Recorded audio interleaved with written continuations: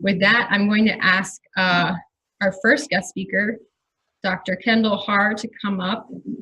As I mentioned before, Kendal came all the way from Seattle, and in her spare time, she likes to scuba dive and travel with her daughters. There you go. All right, there we go. So I am reporting on the avian toxicity project that was led by U.S. Fish, but certainly Louisiana was a close partner there. We actually represented all the 10 trustees, and I worked with DOJ closely. I'm reporting on over 50 experiments that occurred at 4 different sites in a 4-year time period. So this is going to be very quick and dirty. I'm going to talk fast. I'm still not going to get through all of it. I'm probably going to run over, just so everybody's prepared. Not too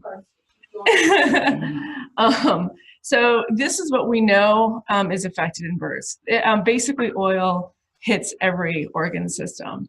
We did not test reproductive and endocrine. It was outside the scope of our purview, but we know from the literature that that occurs.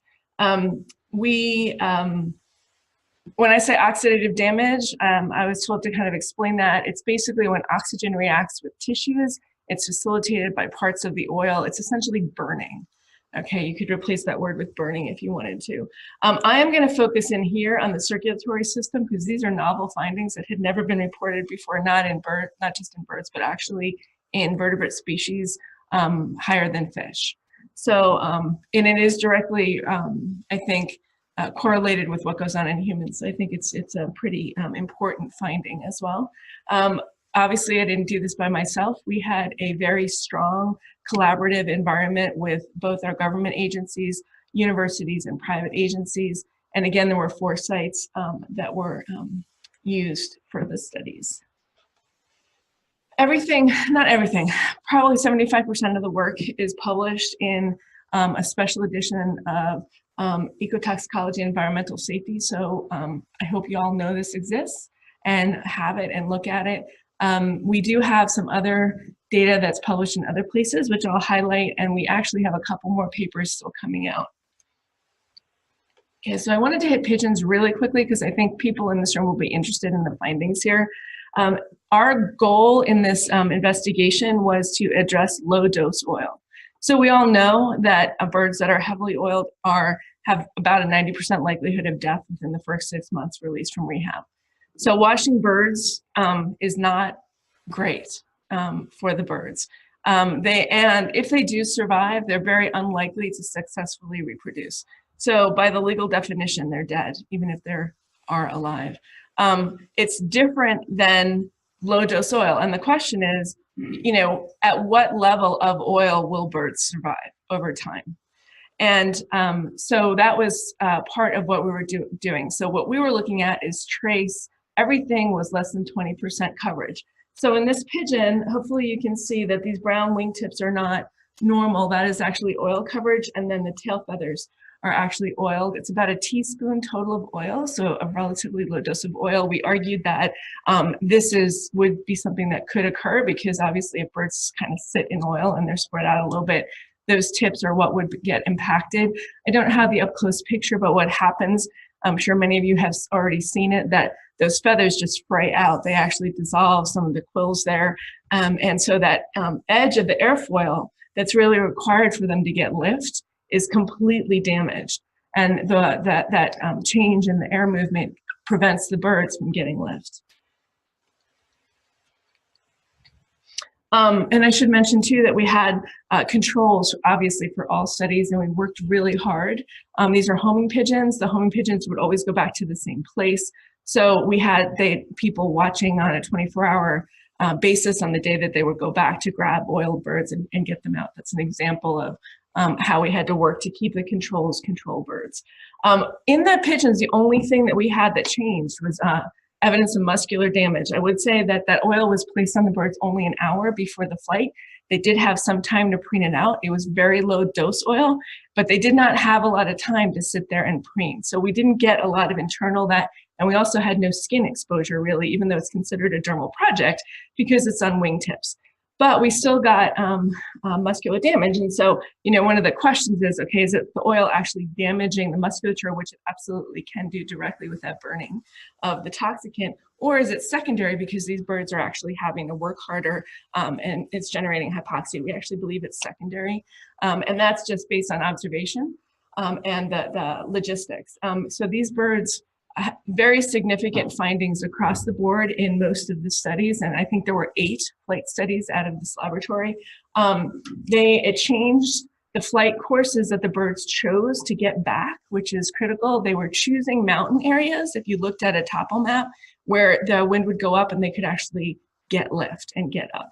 They flapped harder, they were more exerted, they had more documented rest stops, so these birds are also tagged, obviously, as they're flying, and across the board, they had increased time to return.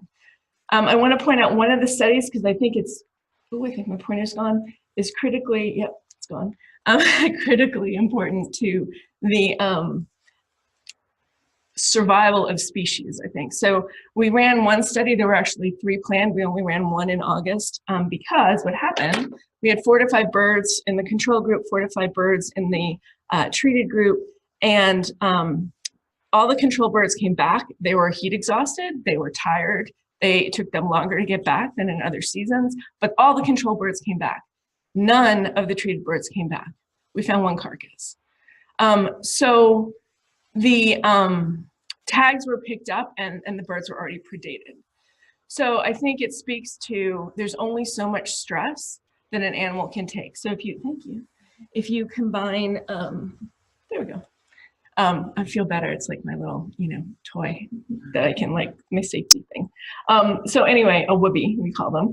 I think that other things to consider are the fact that all species are impacted very similarly with oil tox. It makes actually oil tox simple a little bit in the tox world of intoxicants because there is damage to all organ systems in all species.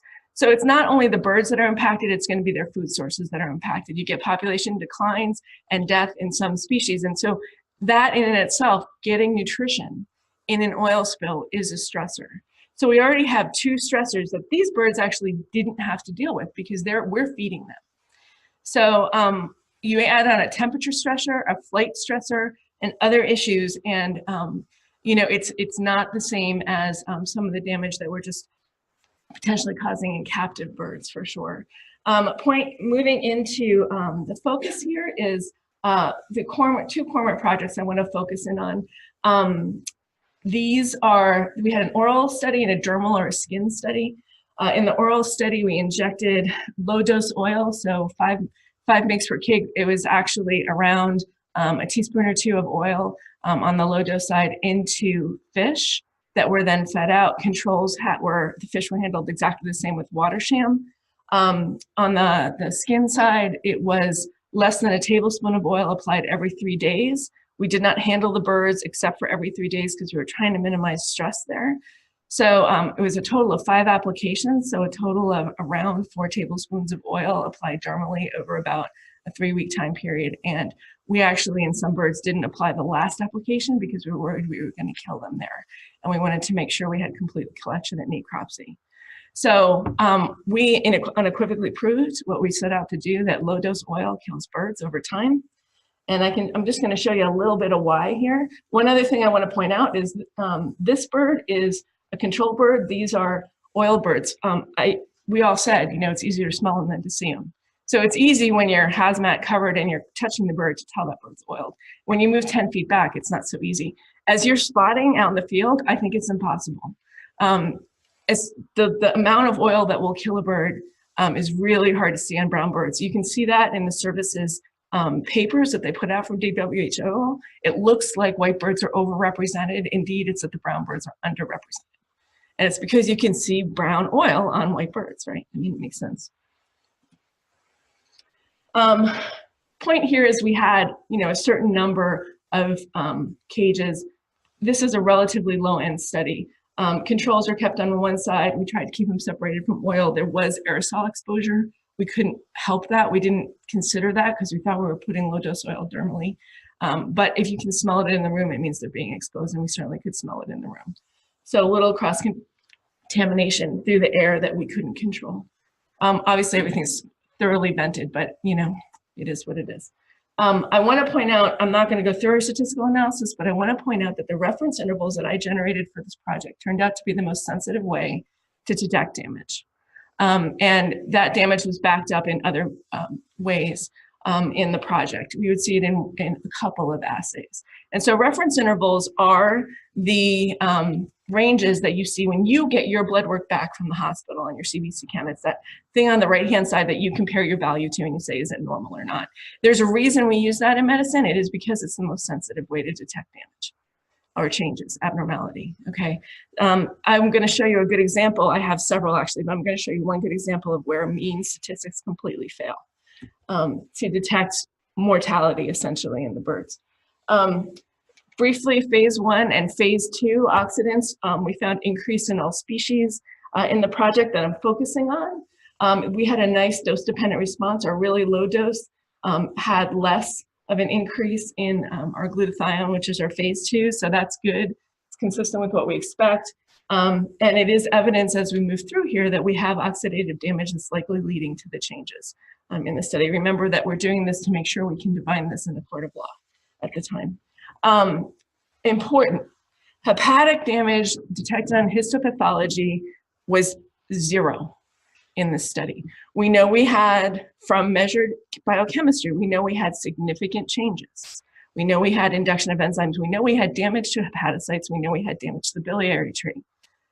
The histopath, which is when the bird dies, you take it, you cut it up, you put it under the microscope essentially, showed nothing. So when we have these dead birds that are minimally oiled and we bring them in and we think we're gonna send them and we're gonna diagnose this, it's not gonna happen. You're gonna miss it. The other thing is, as tissue deteriorates, you can't do the biochemical testing because it's rotten. It's not gonna work. You can do some biochemical testing, but it's really restricted. So the way to get to oil damage is in live animals, which means that we need to work a little bit more with our rehab centers and things on the ground to actually completely capture what's going on. I think the linear models that they created underestimated the bird damage in the Gulf of Mexico because they were not pulling in all of the factors basically that would contribute to no reproduction. Okay, so we're going to talk about circulatory. So that's heart, blood, vasculature. Anemia was definitively caused in the cormorants. We did not cause it in that pigeon study that I talked to you about. Again, only wingtips, makes sense. Laughing gulls, we think we caused it, but they stopped eating, so they were severely dehydrated. Can't assess anemia when things are severely dehydrated. We have the oral study, so green is always controls, and this is your reference interval, so this is your normal band right here. Green is always in the normal band, little variation, it's why we use reference intervals, because every individual is not the same. Our low dose, which is the blue line, and always will be the blue line, becomes anemic at around day 11. High dose becomes anemic around day 6. Consistent with what we saw in the induction of the phase 2s, our dermal exposure or oil exposure in the cormorants becomes anemic around day 12 as well. So the consistent value, and this is another key point, it looks like there's variability here. The consistent value is the total dose of oil these birds are administered. At about 80 mg per kg of oil, all birds will show anemia. They will show the clinical signs that we saw: lethargy, obtundation. And it actually starts to occur around 50 mg per kg. Okay, so basically the point here is that if birds have a lower exposure rate, they will and are still kind of chronically being exposed because they're in that environment, but it's a low exposure rate because they're trying to move away, but they're still kind of getting in it, basically. It's just going to take a longer time for them to get sick because it's the total dose. Hopefully that makes sense. That's a really important point. So these birds would have died, okay? No question about it. If I had sampled them here at day 7, which is a week after the oil spill, they would have been within normal. So it's really important to think about how this all plays. It's complex because as soon as you put time into it, it becomes complex. Heinz bodies, they're important. It's basically burned hemoglobin is what it is. Very basic terms. My mentors would shoot me right now, but we're good. Anyway, again, the normal green is within our reference interval. We have a dose-dependent response over time. We do get some Heinz body formation that's increased in it beforehand, before they go anemic. Those red cells that are Heinz body damaged are getting pulled out of circulation and are not functional. So this is important because there's thousands of reasons for anemia. Heinz bodies focus it in on a toxicant. Oil is one of the toxicants that causes this. So in a court, and when you're trying to define legal, this says that, yeah, this says that yeah, now I lost my train of thought. So this defines in a court that anemia is due to intoxication. So that's important.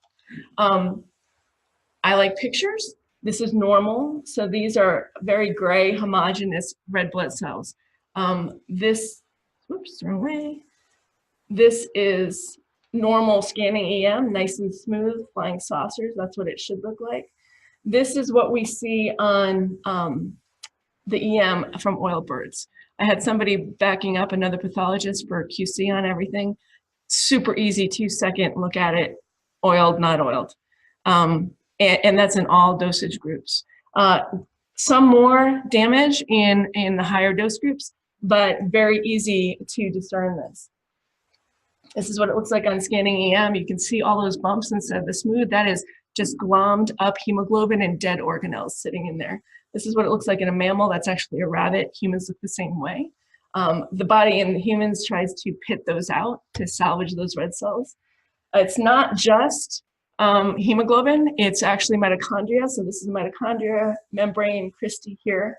Hopefully you can see here, membrane, really damaged, smeared out lines, which are Christie there. Very important, mitochondria is where all of your respiration in your body occurs at every cell level.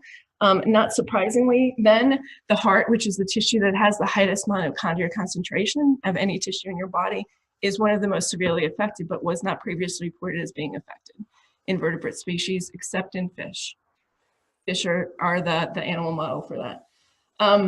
So echocardiograms never done before in cormorants. Little challenge, big bone, lots of air, things that are not good. They're very different density. This technique does not work well in bone and air.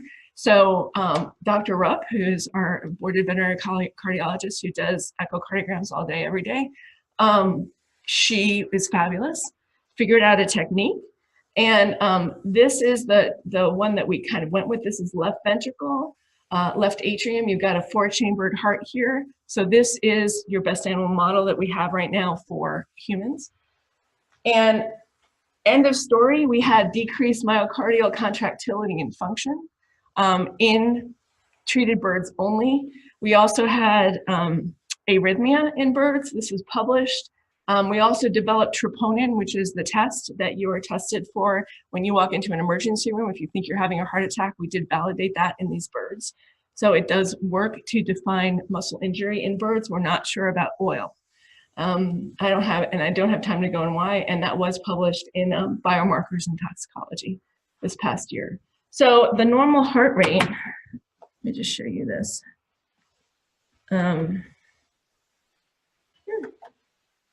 No, I can't run it. Can you run it? Run. The video. Is it in the embedded? Yeah, it's embedded. So this is. Yeah, it's running on my screen. So they're seeing it online.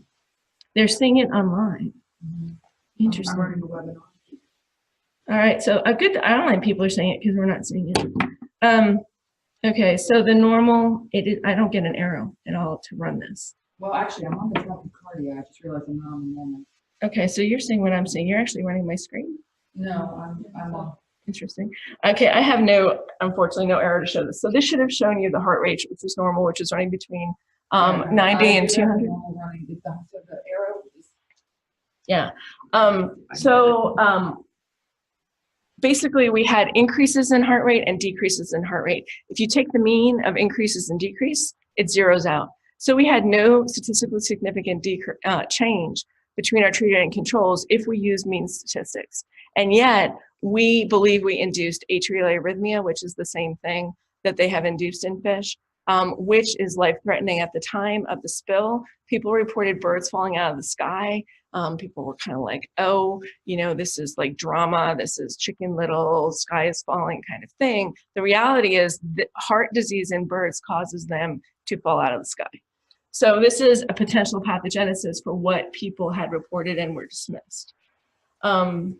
And so I can't show you this, but we had tachycardia greater than 300, and we had probably a dive reflex induced. So these birds are divers in hypoxic conditions. They are going to slow down their heart rate significantly, less than 60 BPM. We did not have a way to measure, set up the hypoxia we know we induced. We know we induced it because we couldn't restrain them in the same way. And so just to show you what this looks like, because this is what you're actually most likely to see. This is normal. If you picture a chicken heart, it's just about 2 to 3 times bigger. It's round, conical, triangular, firm. This is acorn shaped.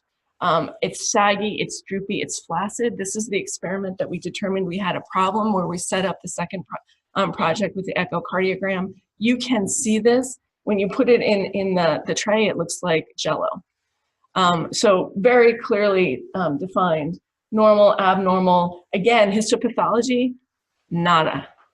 We know we probably killed one bird. We didn't take all the birds to necropsy because one of the treated birds did die. We know we probably killed one of the birds with this. Histopathology, 0. I got nothing on any of the treated birds. And I'm not going to talk to you about coag because I'm out of time, but the other thing we did define is that the birds don't clot. So it changes their clotting mechanisms so that they are not producing coagulation factors, probably, is what we think. And so what you wind up with, instead of normal feces, and this is how you can tell it in the field, you know, normal kind of soft, wet aquatic bird poop, brown, green, a little bile, basically what looks like clots of blood. And we confirmed that under the microscope that they are just shedding red blood cells out through their feces. There is no ulceration in GI tract. We ran every single GI tract on the treated birds. No ulceration at all that we could find anywhere, some parasitism. This is happening because they literally can't clot. And if you can't clot, you bleed out through your intestine. And caused by bone marrow, liver, kidney, probably all of the above, getting in there to cause that. 200 ml per kg is a total dose death with the toxicant that we used, which was an artificially weathered MC252. And that's it. We don't have time for questions.